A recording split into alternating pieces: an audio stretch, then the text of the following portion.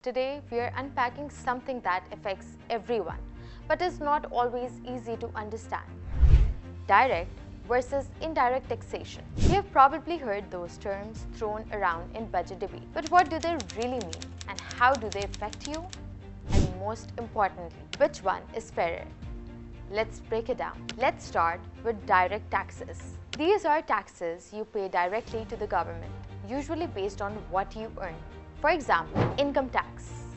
If you earn a salary or profits from a business, you pay a portion to the government.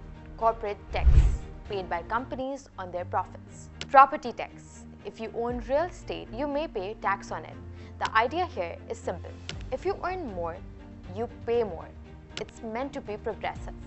Those with higher incomes contribute a higher share. This is the fairest way to tax a society. It's based on ability to pay. Now let's look at indirect taxes. These are taxes you pay when you spend money, not when you earn it. You see these every day.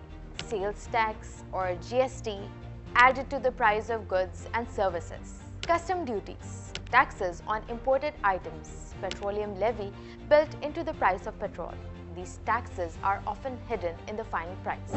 You may not even realize you're paying them, and they're regressive, which means they hit low-income people harder. Because whether you earn 30,000 rupees or 300,000 rupees, you pay the same tax when you buy a liter of petrol or a bag of flour.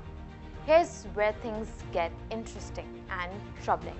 In Pakistan, indirect taxes make up around 60 to 65% of total tax revenue. That's the opposite of what you see in many developed countries.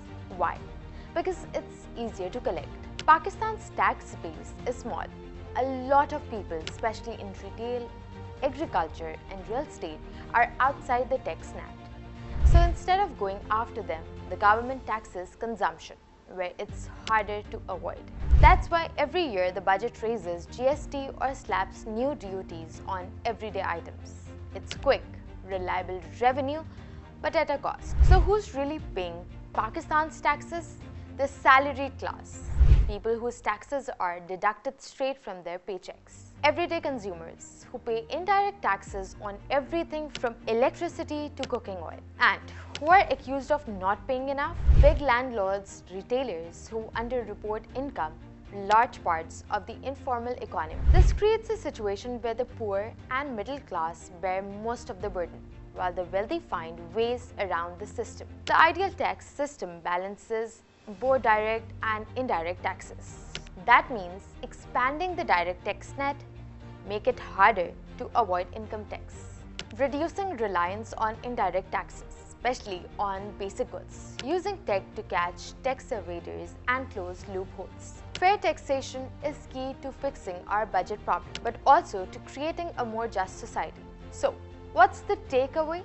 Direct taxes are fairer but underused. Indirect taxes are easy but hit the poor hardest. For a sustainable, inclusive economy, Pakistan has to shift the balance and fast.